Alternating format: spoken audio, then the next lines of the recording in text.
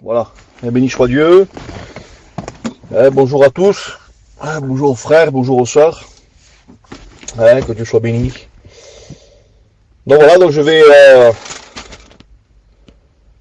introduire le message de ce matin avec deux ou trois textes. Donc voilà. Voilà, c'est des textes qui sont sur mon cœur et c'est un peu la continuité par rapport à l'existence de Dieu, à la souveraineté de Dieu. Voilà, donc c'est les textes qui touchent un peu le même sujet. Donc voilà, donc on va lire les frères, si vous voulez bien. Osée, le livre d'Osée.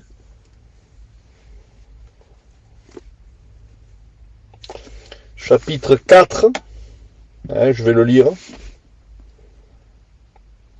Voilà, verset 1. Écoutez la parole de l'Éternel, fils d'Israël, car l'Éternel a un procès avec les habitants du pays. Parce qu'il n'y a point de fidélité, point de loyauté, point de connaissance de Dieu dans le pays. Il n'y a que parjure et tromperie, assassinat, vol et adultère. On use de violence, on commet meurtre sur meurtre. Verset 4. Mais que nul ne conteste, que nul ne se livre aux reproches.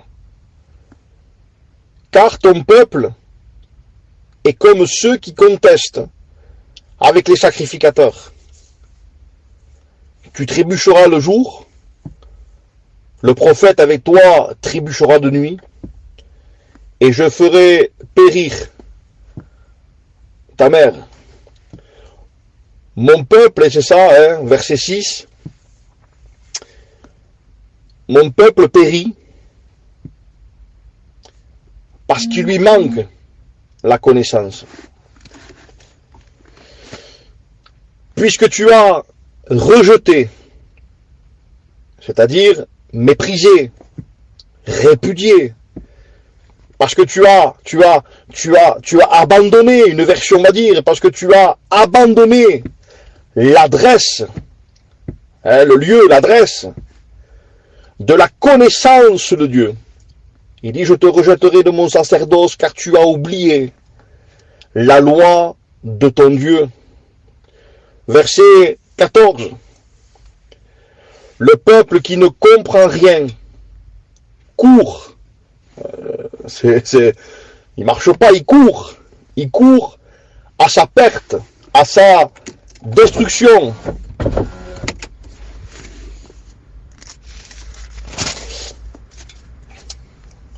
Chapitre 5, verset 15. Je m'en irai, Dieu parle, je m'en irai. Et je reviendrai dans ma demeure, jusqu'à ce qu'il s'avoue coupable et cherche ma face. Je le relis. Jusqu'à ce qu'il s'avoue. Non, il y a un temps, les frères. Il y a un temps précis. Il y a un temps qui va marquer la restauration. Un temps qui va marquer le retour de Dieu dans sa demeure, dans le cœur du peuple, dans le cœur de chacun des chrétiens, des chrétiennes. Il dit jusqu'à ce qu'il s'avoue coupable et cherche ma face. À l'intérieur de la détresse, ils auront recours à moi. Un pasteur disait, seuls les frères et les sœurs qui s'avouent coupables pourront et auront le réflexe de chercher sa face. Si on le prend à l'envers, un peu comme Xavier, celui qui ne cherche pas sa face, c'est quelqu'un qui n'avoue pas sa faute. C'est quelqu'un qui n'avoue pas ses transgressions. Mais dit, mes frères, c'est un culte, et béni soit Dieu, hein, c'est une réunion d'exhortation, et je voudrais vous dire que cette exhortation, elle est vécue personnellement, parce que je sens, et ça va plus loin que les sentiments de la chair, ça va beaucoup plus loin que ce que je ressens par rapport à la chair, hein. Non, les frères, c'est spirituel que je vous dis. Je sens un appel de Dieu à revenir, à retourner à Dieu. Je lisais ce texte ce matin, très tôt, et je sentais, voilà, j'ai envie, les frères, je sens le besoin, mais j'ai envie, je suis d'accord pour revenir à Dieu. Tu dis, mes frères, tu es coupable de quoi? Les frères, je parle pas de perdition, hein, je voudrais que l'exhortation soit claire. Je parle pas de perdition, je parle pas de salut. Non, je m'adresse à l'Église et je bénis Dieu parce que je veux revenir, je veux retourner à Dieu urgemment parce que je suis coupable. Je me dis, mais frère, tu es coupable de quoi? Je suis coupable d'un manque de connaissance de Dieu. Je suis coupable d'une vie d'intimité avec lui légère. Je sens le besoin, et j'espère que vous le sentez aussi. C'est pas le confinement, les frères, qui nous pousse à chercher Dieu plus. Non, c'est pas ça. Il faut qu'il y ait un appel de l'esprit, parce que s'il y a un confinement juste 2 mois par an ou 4 mois par an, les frères, ça veut dire que pendant 8 mois on vit selon la chair. Non, je sens le besoin, les frères, personnellement, de retourner à Dieu. Plus, je disais aux frères, je expliquais à Pingui dernièrement, plus je lis, plus je cherche Dieu, et plus je ressens le besoin de lui. Je dis, mes frères, c'est quelque chose qui est bizarre, et je explique à Pingui, c'est quelque chose de bizarre, normalement, plus vous cherchez, et vous avez l'impression de vous rapprocher de Dieu. C'est vrai que lorsqu'on cherche Dieu, lorsqu'on plie les genoux devant lui, lorsqu'on cherche l'Éternel, on ressent une certaine forme de satisfaction parce que Dieu nous bénit, parce que Dieu nous parle, parce qu'on sent une proximité. Mais ce qui est paradoxal, ça veut dire que ce qui est bizarre un peu, c'est que plus on est près de lui, et plus il se crée à l'intérieur de nous, mais comme un besoin grand, un besoin gigantesque. D'être avec lui constamment, de nous humilier. Je disais dernièrement en Narbonne, la connaissance de Dieu nous humilie. C'est quelque chose de particulier. Quelqu'un qui décide de s'avouer coupable aux yeux de Dieu et de dire, Seigneur, non, c'est fini. Maintenant, je te cherche.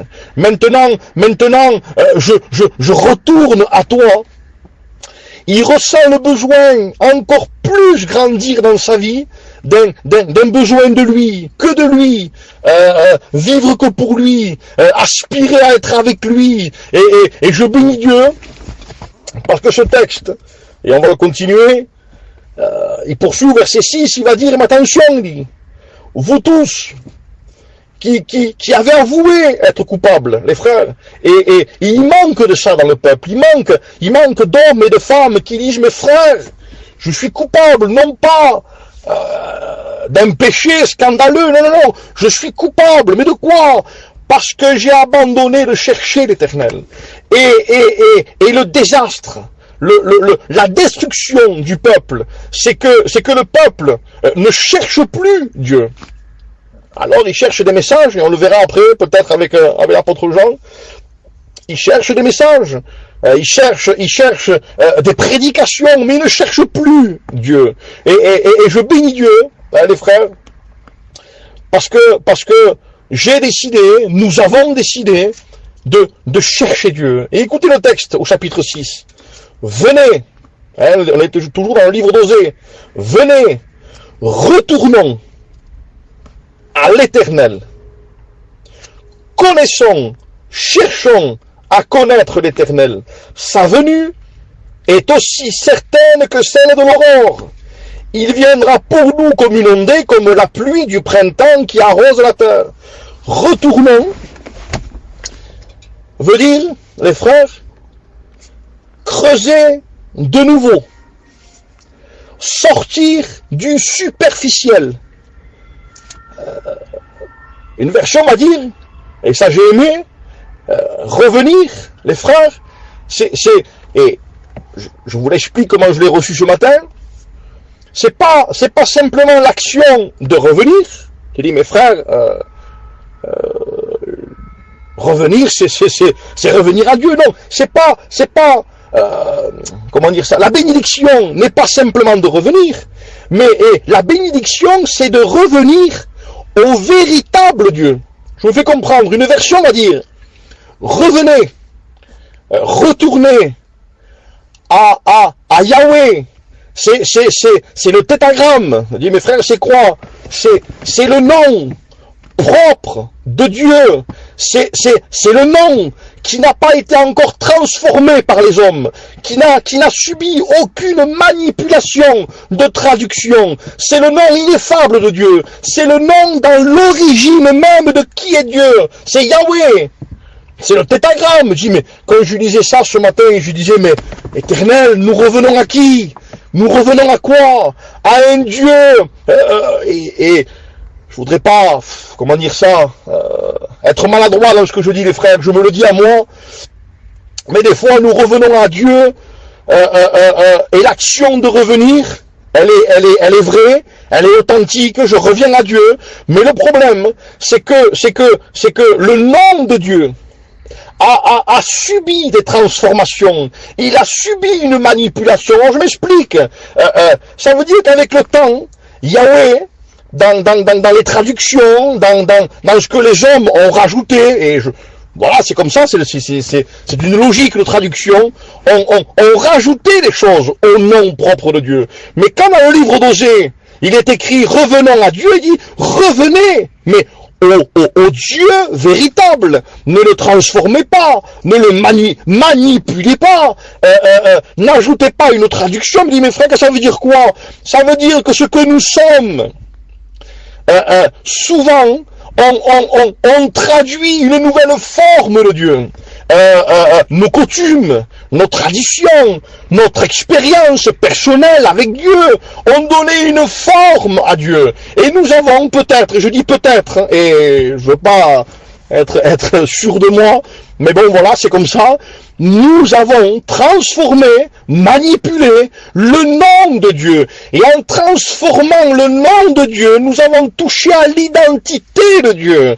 Et les frères, soyons francs, soyons honnêtes, avec nous, avec les frères, nos traditions, les frères, que ce soit humaine, notre éducation, ce que nous pensons, ce que nous imaginons de Dieu, vient déformer qui est Dieu. C'est pour ça que la semaine dernière, je vous disais, mais que Dieu est souverain, Dieu est au-dessus de tout, Dieu est maître. À un moment donné, il va dire dans Isaïe, mais à qui me comparer, à qui voulez-vous me comparer? En disant, les frères, je suis au-dessus de tout. Exode 20, verset 4, et au verset 3, il va dire, tu n'auras pas d'autre Dieu devant ma face. Tu ne feras pas d'image taillée, ni de représentation quelconque de ce qu'est Dieu dans le ciel. Nous avons donné une image personnelle de qui est Dieu, une image qui est, malheureusement, imprégnée de ce que nous sommes, nos traditions, notre culture, notre caractère, notre soi-disant spiritualité, a donné une image de qui est Dieu. Quand Osée, et je pense que toutes les écritures sont inspirées de Dieu, dit revenez au tétragramme, revenez au nom propre de Dieu, en disant, ne touchez pas à Dieu. Et je disais dans mon cœur, Seigneur, parce que je savais que j'allais porter ça, Église de Dieu, les frères, les sœurs, revenir à Dieu, c'est déjà être d'accord sur qui est Dieu. Je disais, les frères, excusez-moi de dire ça, mais même notre expérience personnelle, et vous allez le comprendre de suite, on fait des expériences avec Dieu, et béni soit Dieu. Certains, voilà, vont faire une expérience selon la miséricorde de Dieu, Alors tout d'un coup, Dieu prend la forme d'un Dieu miséricordieux, et béni soit Dieu. Et plus tard, certains frères, ou même nous personnellement, on va faire une expérience avec Dieu sur sa sainteté. Et là, tout d'un coup, Dieu prend la forme d'un Dieu qui est saint. Et on pourrait dire ça sur beaucoup de domaines, sur beaucoup d'attributs de Dieu. Et j'ai marqué, nos expériences ne déterminent pas la forme de qui est Dieu. Et je voudrais dire, les frères, pour ceux qui voudraient revenir à Dieu, et moi personnellement aussi, je me mets dans le lot, je veux me repentir. Non pas une repentance qui touche le salut, je voudrais être au clair, mais une repentance qui touche à une vie d'intimité avec lui.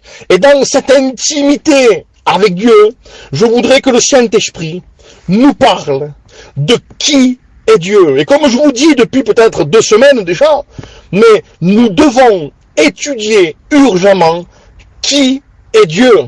Quels sont ses attributs? Revenir à Dieu, c'est revenir, écoutez les versions, c'est revenir à un Dieu ineffable. Revenir à un Dieu dont la sainteté est suprême.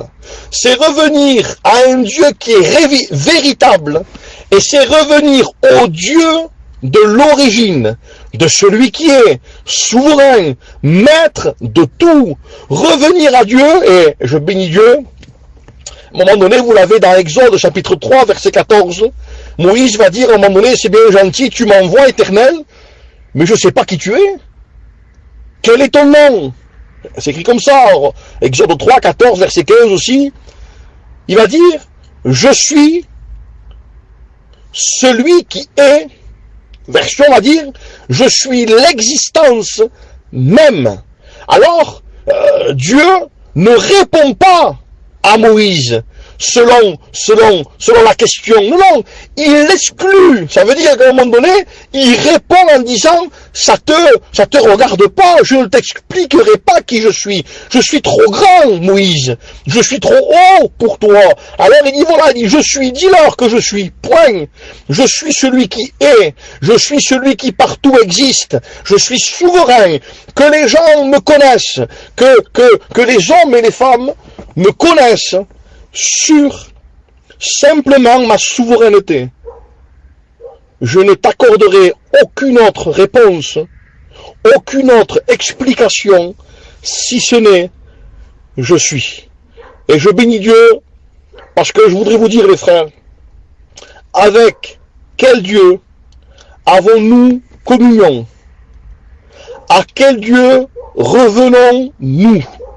Revenir, les frères, je continue. Revenir, c'est revenir à la vie du départ. C'est revenir au jour de notre naissance. Revenir, c'est revenir au temps du début. C'est revenir à ce qui existait au commencement. Réapparaître dans la communion avec Dieu. Revenir, c'est revenir à la bonne adresse. Béni soit Dieu, ne vous trompez pas d'adresse. Le contraire, les frères, je le dis aussi, c'est quelqu'un qui a disparu. C'est quelqu'un qui a perdu la connaissance de l'adresse de Dieu. Alors revenir, c'est revenir au point de départ, les frères. C'est revenir au jour, où c'est que dès le premier jour de notre conversion, de quelle manière nous cherchions à connaître Dieu. Toutes nos journées étaient pour connaître Dieu. Il y avait une espèce de désir, de passion. Je veux te connaître. Je veux te connaître. Et je sens, et je vous le dis les frères, j'ai envie de revenir à une connaissance d'un véritable Dieu. Je veux, comme explique à Pingui, je veux anéantir dans ma vie tout ce que je connais de lui. Je dis, mes frères, t'as pas mis 20 ans pour rien. Je veux anéantir toute imagination d'une forme de Dieu. Alors, les frères, on va lire l'épître de Jean. Il y a encore 10 minutes de plus, peut-être 20. 1 Jean chapitre 1 verset 1. Je le lis. Donc là, sur la Thomson, il y a marqué introduction. Hein. Moi, j'ai marqué, voilà le commencement de l'existence. Voilà comment se révèle celui qui se nomme Je suis. C'est le départ, les frères. Revenir au départ, c'est revenir à ce premier épître de Jean au chapitre 1 et étudier, les frères. Étudier dans une vie de lecture, dans une vie de prière, étudier ce que l'apôtre Jean est en train de manifester par l'Esprit Saint.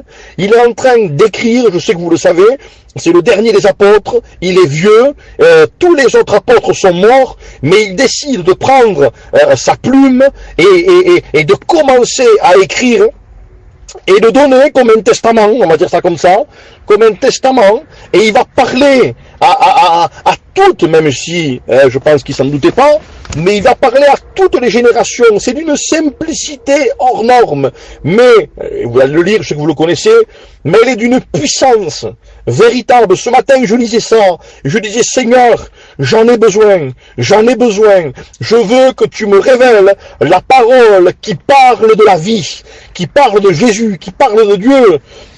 Béni soit Dieu, je le lis, les frères, hein.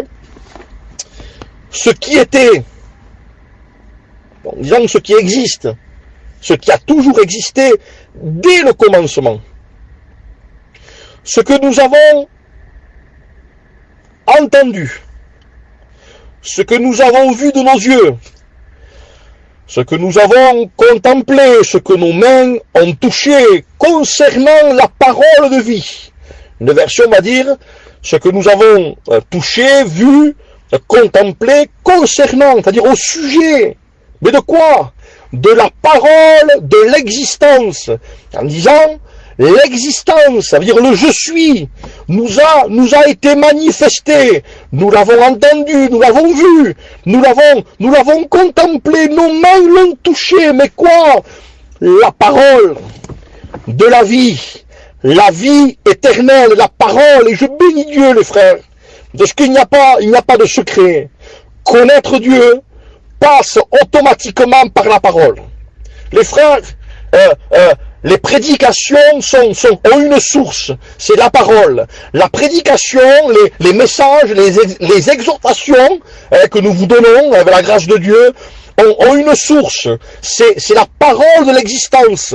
Plus celui qui prêche connaîtra l'existence de ce Dieu que l'on nomme Je suis, ce Dieu souverain, plus, et priez pour nous, plus nous grandirons, on va dire ça comme ça, parce que bon, c'est écrit dans la Bible aussi, grandissez dans la connaissance de Dieu, plus nous grandirons, plus nous ramènerons le peuple à étudier la parole, à méditer la parole.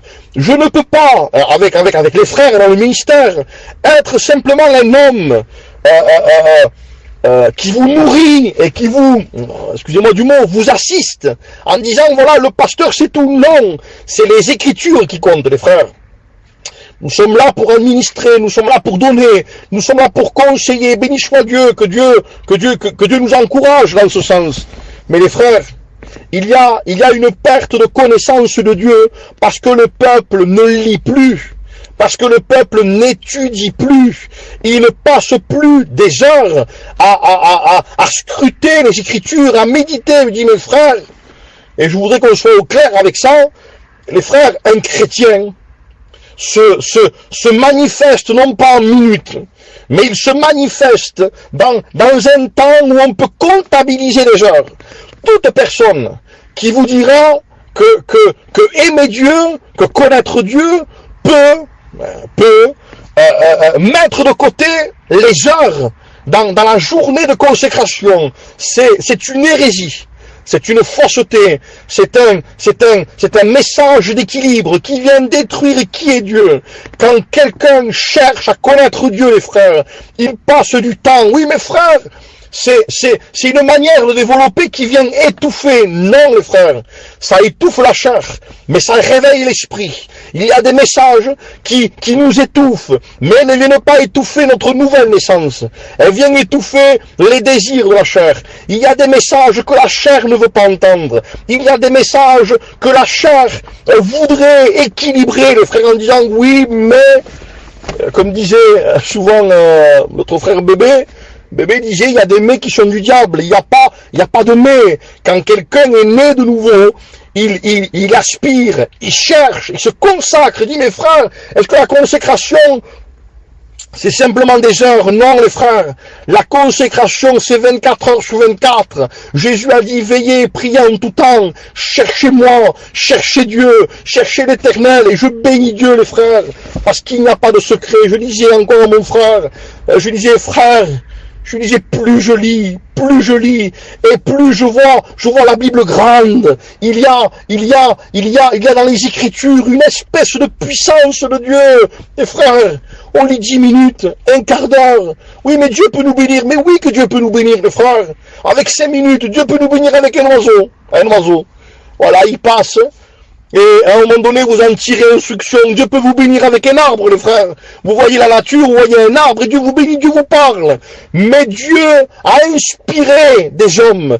Il dit que toute écriture est inspirée de Dieu. Si la nature, si des petits moments, les frères, auraient suffi, vous croyez que des hommes comme Jean, comme Matthieu, comme l'apôtre Paul, comme Pierre, vous croyez que le Saint-Esprit les aurait poussés à écrire des messages qui sont pour notre consolation? Les frères, les Écritures, c'est ce qui permettra à l'Église de s'en sortir, pas simplement de connaître les textes, mais de prier le Saint-Esprit, pour que notre manière de lire, notre manière d'étudier nous révèle qui est Dieu. Et je bénis Dieu parce que je continue. Je sais pas où je me suis arrêté, oui, verset 1. Verset 2, la vie a été manifestée. Nous l'avons vue. Nous vous en rendons témoignage. Nous vous annonçons la vie, l'existence même éternelle, qui était auprès du Père et qui nous a été manifestée. Ce que nous avons vu, entendu, nous vous l'annonçons à vous aussi, afin que vous soyez en communion avec nous. Or, notre communion est avec le Père, avec le Fils. Ce que nous écrivons, nous l'écrivons afin que votre joie soit complète. Alors les frères, veuillez m'excuser, hein, je le dis d'avance. Je disais à Esther, j'ai des pensées de Dieu, des fois, qui sont... voilà, hein, qui sont très françaises, hein, excusez-moi de le dire comme ça, mais je bénis Dieu parce que Jean, voilà, poussé par l'Esprit, dans un chapitre, un seul chapitre, vous pouvez le compter, il a écrit 37 fois, hein, un seul chapitre, il y a combien de versets les frères? Il y a 10 versets, il a écrit 37 fois le mot nous. Il dit, mes frères, est-ce que c'est du hasard? Non. Il est poussé par l'Esprit, et sur 10 versets, il a écrit nous. Nous avons entendu, nous avons vu, nous avons contemplé ce que nos mains ont touché. Nous avons vu, vous le lisez les frères, hein, nous sommes en communion. Donc 37 fois, et je disais, mais, et je sais, béni soit Dieu, je dis, mais Seigneur, c'est quoi ce nous? Comment ça se fait, Jean, qu'il n'a pas dit, voilà, j'ai vu, j'ai entendu, j'ai touché? Non, pourtant c'est un apôtre, les frères, mais dis-nous. Et permettez-moi de vous faire un petit cours, hein, de grammaire spirituelle, voilà, hein, c'est de la grammaire, mais spirituelle, les frères, hein, voilà, mais croyez-moi que c'est riche de sens, riche de simplicité, riche d'une logique spirituelle qui m'a béni ce matin.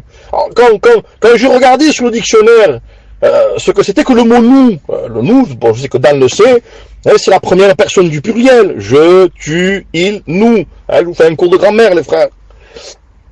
Regardez la définition du mot nous, c'est l'addition.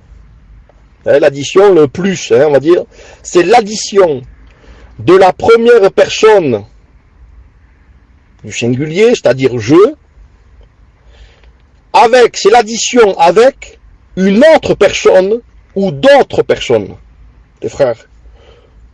Donc, quand je lisais ça, je disais, mais c'est dingue ça.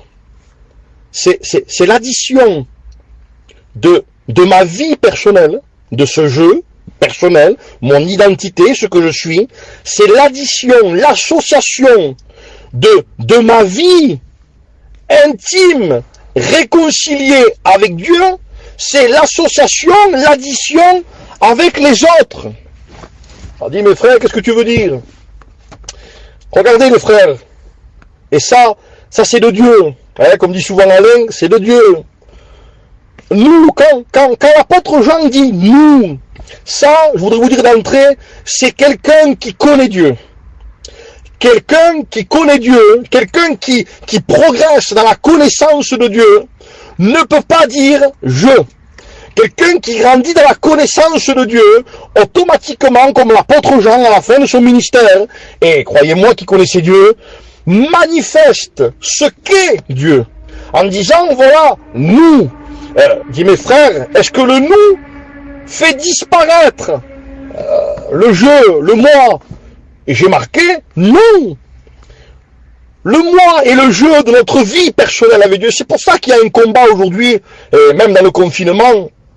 Je voudrais apporter, non pas une clarté, les frères, mais peut-être une manière biblique. J'ai pas la suprématie, les frères, je le dis d'entrée, de la pensée de Dieu. Et ce que je dis, les frères, peut-être, comme disait Xavier, complémenté par d'autres pensées de serviteurs. Il n'y a pas de souci. Mais il y a un combat aujourd'hui entre la communion personnelle, entre le je et le nous. Alors lorsqu'on prêche, malheureusement, certains sont super, mais super, partisans de ce jeu personnel. Il faut que tu t'enfermes, il faut que tu vis avec Dieu, d'être avec les frères, mais c'est secondaire. Non, attendez. Il y a des gens qui se battent pour ce jeu, en disant, mais les frères, si ce jeu n'existe pas, vous n'êtes pas chrétiens, et je bénis Dieu, parce que dans l'ensemble, c'est vrai. Mais regardez, lorsque l'apôtre Jean commence à dire, nous avons vu, nous avons communion, le nous de la Bible, les frères, ne détruit pas le jeu. Et je vais me faire comprendre, j'expliquais à Esther ce matin, elle me dit, bonne chance, elle me disait, mais c'est ce qui permet à ce mot, nous, de pouvoir exister. Il n'y a pas de nous, de communion fraternelle, si au préalable il n'y a pas de jeu. Parce que le nous devient une communion de copinage. Ce qui rend vivant, les frères, ce qui rend authentique ce nous, c'est parce que personnellement, intimement, je vis avec Dieu, je vis par les Écritures, j'ai une relation personnelle avec Dieu. Et j'ai marqué, si ce jeu n'existe pas avec nous, si vous ne comprenez pas, vous venez me téléphoner à la fin. Si ce jeu n'existe pas avec nous, savez-vous ce qui existe? Je dis, mes frères, qu'est-ce qui existe? Il existe vous. Parce que vous, les frères, c'est lorsqu'on parle de personnes qui n'ont rien à voir avec nous. Vous avez une pensée. Souvent on parle comme ça, on dit, mais vous, c'est votre pensée. Vous le voyez comme ça. Mais ce vous, les frères, n'est pas écrit dans Jean. Non, Jean, il dit nous avons communion. Et j'expliquais à Esther ce matin, s'il n'a pas trop compris, lorsque nous ne vivons pas avec Dieu, les frères, parce que c'est ça, quelqu'un, c'est écrit dans Jean, vous pouvez le lire, il dit, si vous avez communion dans la lumière avec lui, si vous avez communion avec lui, alors il dit, vous êtes en communion avec les autres. en disant voilà, le nous il existe. Quelqu'un qui ne peut pas dire nous, quelqu'un qui n'a pas de frère, quelqu'un qui pense seul, quelqu'un qui vit seul, quelqu'un qui fait ce qu'il veut seul, commence à dire dans son langage, il y a moi et les autres, en disant il y a le je, mais je vis avec Dieu. Non frère, le Dieu avec lequel tu vis n'est pas le véritable Dieu, parce que le véritable Dieu, c'est un Dieu qui dit nous. Jésus a dit nous, il dit moi et le Père, nous. Jésus n'a jamais dit je suis seul, le Père n'a jamais dit je suis seul, le Saint-Esprit n'a jamais dit je suis seul. Les trois de la divinité, les trois qui sont en train d'être, de commander l'univers entier, osent dire nous. Jean qui est de Dieu, Jean qui vit avec Dieu, il dit nous, et je bénis Dieu, et je continue les frères. Lorsque nous est mentionné, je me comprends, je me régale, donc j'espère que vous aussi, le nous n'efface pas le je. Vous savez ce qu'il fait? Il enlève sa sonorisation, ça veut dire qu'il enlève la résonance, on l'entend plus. Et je bénis Dieu parce que quand je méditais ça, le je est caché. Mais t'es caché dans quoi, frère? Je suis caché au milieu des frères. Quelqu'un qui connaît Dieu, c'est quelqu'un qui vit au milieu des frères.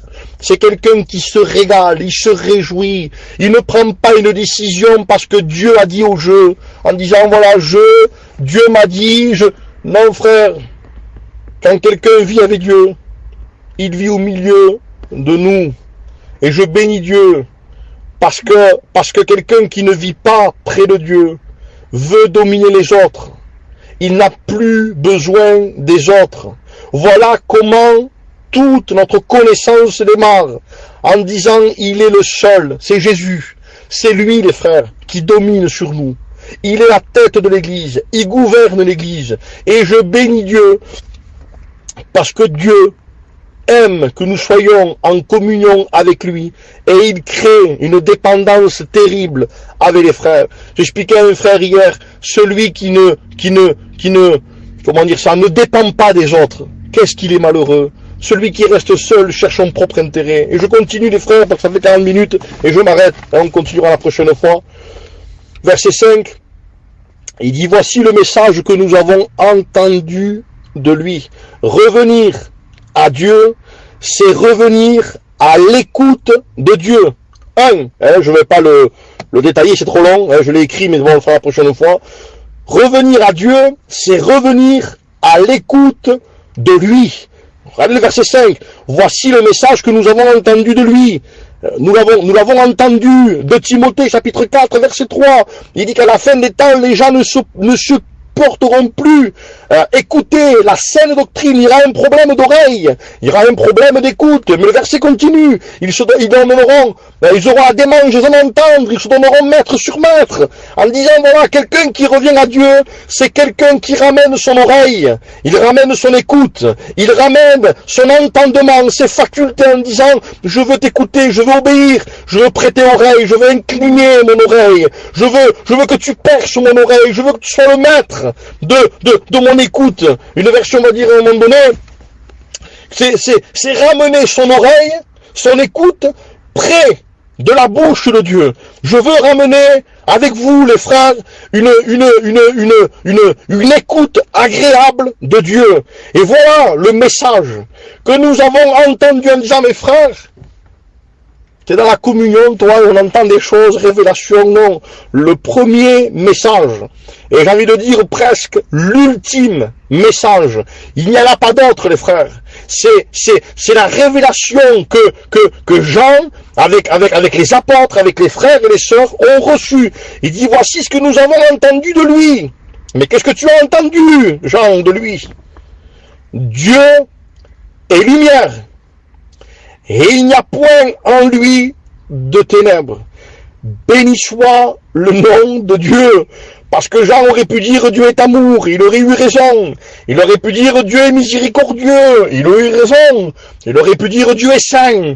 Dieu n'est pas n'importe qui. Dans sa sainteté, il vient punir. Il aurait pu le dire, ça les frères, que Dieu se met en colère contre le péché, contre le mal. Mais il a voulu toucher l'identité même de Dieu. L'identité même de Dieu, c'est que Dieu est lumière. Et lorsque Dieu est lumière, la lumière de Dieu, ce qu'il est, dans son essence même, vient éclairer l'amour de Dieu. Il vient éclairer sa sainteté. La lumière de Dieu ne vient pas éclairer simplement juste un attribut de Dieu, non. Il vient éclairer tous les attributs de Dieu, parce qu'il est autant amour que saint, il est autant miséricordieux que juste, il est droit, il est patient, mais il sait punir aussi au moment qu'il faut. Dieu dans son identité même, et si on devrait continuer, mais bon voilà c'est trop long, si on devrait continuer, on devrait ramener Dieu à la création, ce que fait Jean. Quand Jean dit Dieu est lumière, il est en train de dire voilà Dieu dans l'action souveraine de sa grâce, l'action première de Dieu dans notre vie, c'est quoi? C'est de séparer les frères. Et quand on revient à Dieu, quand on revient à l'écoute de Dieu, lorsqu'on entend le message de Dieu, parce qu'il faut entendre que Dieu est lumière et qu'il n'y a pas en lui de ténèbres, automatiquement il y a une action de l'esprit, Dieu parle et il vient séparer la lumière des ténèbres. Et il faut les frères aujourd'hui, dans la communion, que Dieu sépare des choses. On ne nous sépare pas des frères, hein. Attention, quand j'entends dire, oui mais je sens une séparation, non, il sépare du péché les frères. Personnellement, il y a une action de Dieu qui vient séparer. Il vient séparer ce qui est de la lumière et ce qui est des ténèbres. Et les frères, croyez-moi que personnellement, j'ai besoin d'une action de Dieu pour qu'il vienne séparer les frères, ce qui est de lui et ce qui est des ténèbres. Que Dieu soit béni, que Dieu soit glorifié. Écoutez, voilà, ça fait 40 minutes, c'est trop long. J'espère que ça n'a pas été compliqué les frères. Relisez-le, relisez Jean, relisez le livre d'Osée, relisez les textes que je vous ai donnés, et priez Dieu pour que Dieu nous fasse revenir ensemble dans une vraie connaissance de Dieu. Que Dieu vous bénisse les frères.